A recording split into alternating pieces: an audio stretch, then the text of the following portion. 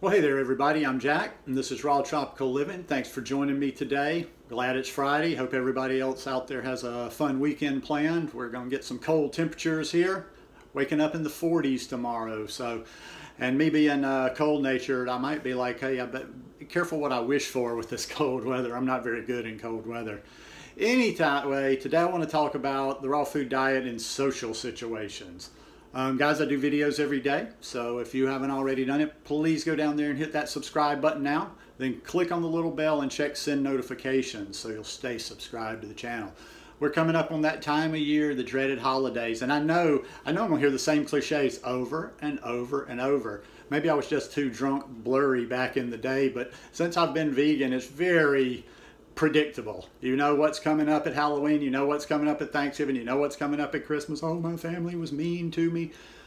Now, as a disclaimer, any of you guys that have watched for a while, you can probably tell I'm a loner, so this isn't exactly my forte, but I was thinking maybe some people could take a little bit of something from my perspective on this and take it with them.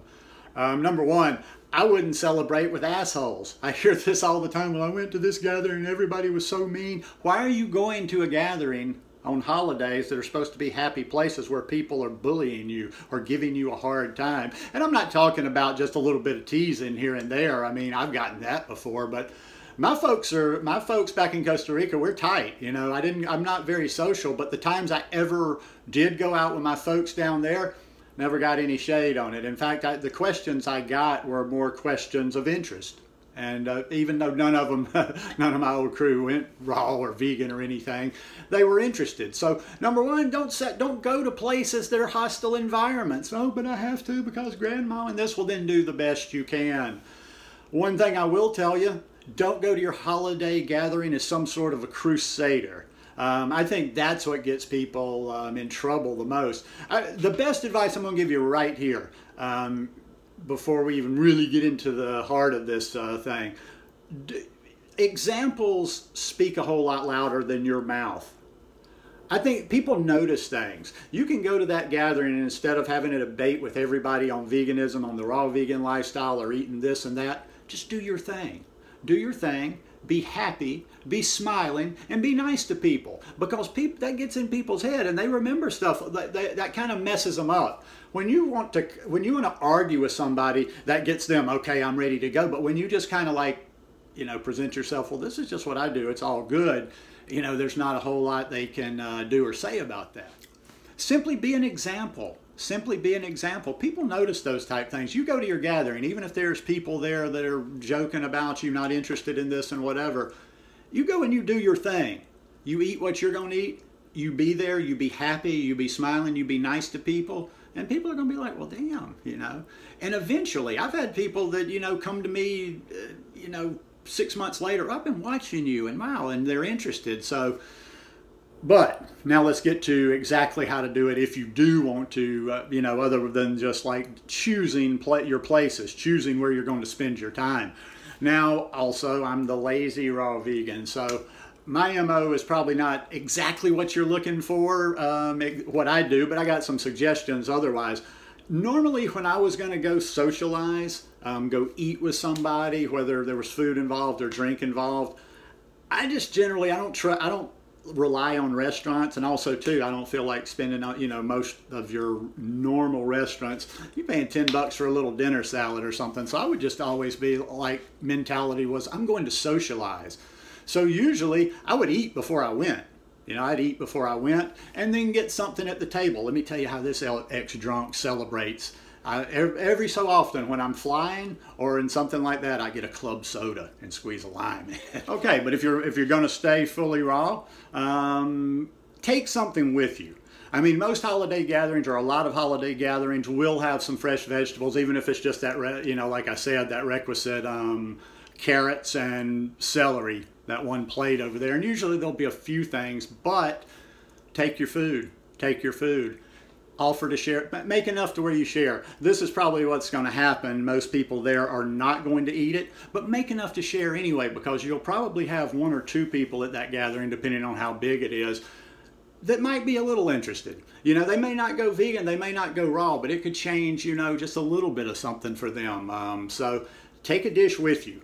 If you're going to somebody's house or you know, a private place, take something with you, just so you know you're going to have what you want to eat, and you're not going to, you know, you're not going to.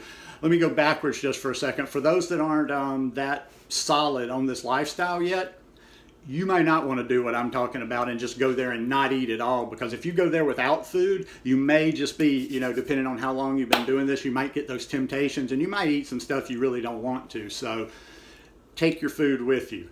Prepare enough to share with others. Make it easy. I wouldn't get into the elaborate dishes. And also, if you're going to take something, now there are certain things we vegans can use a little common sense sometimes. You know, there's dishes out there that are only going to appeal to us hardcore raw vegans. So try to take something that you think, you know, even if it has some things in it you don't normally eat, that more people would be interested in. But yeah, take your food with you. Don't leave it to chance. Now, if you're going out for a gathering and it's at a public place, like if you're going to a restaurant or whatever, that's simple. You just, you know, now you can probably, people used to say call. I was going to say call, but now you can just search restaurants, look at them, go look at their menu. If there's any questions you have, I've heard people talk about before, and most people are really cool with this. If you present it the right way, if you call the restaurant and say, hey, I'm coming with a gathering, what do you think? I see these items on the menu. Would this be possible to do this, this, and this? Most restaurants will accommodate you. And as the vegan, that's another thing, going to a restaurant. Be nice. Don't be that vegan, I'm vegan, and start going to, you know what I'm talking about. I can't really put it into words, but there's like that attitude of that vegan that goes everywhere and announces immediately, I'm vegan. Where's everything vegan? Vegan, vegan on here. And you don't have any of this. I've seen that in people's faces a few times when I was eating at a vegan restaurant in another place, not in Pensacola. And I'm like, are you kidding me? I've been to a number of, you know, since this lifestyle, I don't eat at restaurants very often, but I've more than once been in some place and just told the person, hey, I'm vegan. What do you have on here? And it's all about your approach. It's all about how you treat people. I don't know. I always get positive stuff. I'm not saying that, who knows, maybe they laugh at me when I go away, oh, crazy vegan, veg eater, but they're nice to me when I'm there. Excuse me for a second, just need a drink of water. And you can always do kind of in between the two things I've talked about, instead of just completely filling yourself up at home, eating, you know, enough to hold you over, or leaving it all to the restaurant or party you're going to. Do a little of both. You could eat yourself some. Eat a snack at home. Eat a good snack that'll keep you going. But who knows? You might see something there that you are able to get, but you're not going to be crazy hungry if you don't. Bottom line, it's just all about how you look at it, how you present yourself. The number one thing I would tell you about all of it here, and I'm going to keep this one fairly short today, is whatever you do, it's the holidays. Don't be, you know, if you're not ready to dive into this thing deep yet, don't be beating yourself up during the holidays. Try to do the best you can. Try to do the best you can, but also I understand my situation as opposed to other people. A lot of people out there, they have kids, they have big extended families, they have obligations they need to go to. So I understand that. Don't think I don't, that it's just as simple as just saying, well, I'm not going to do this, I'm going to do this, I'm going to do that. So the only thing you can do in life, in any situation, is the best you can. Don't spend the holidays hating yourself and lamenting over everything you ate. I'll tell you what, and just at least stay vegan during the holidays. Do everything you can, just stay vegan. If you go off the rails on other stuff, but just, you know, be gentle with yourself and take a lesson from it. Be like, okay, well, I'm not where I want to be yet. Next Christmas, I want to be able to do this a little bit better. And you will. You'll move forward with that.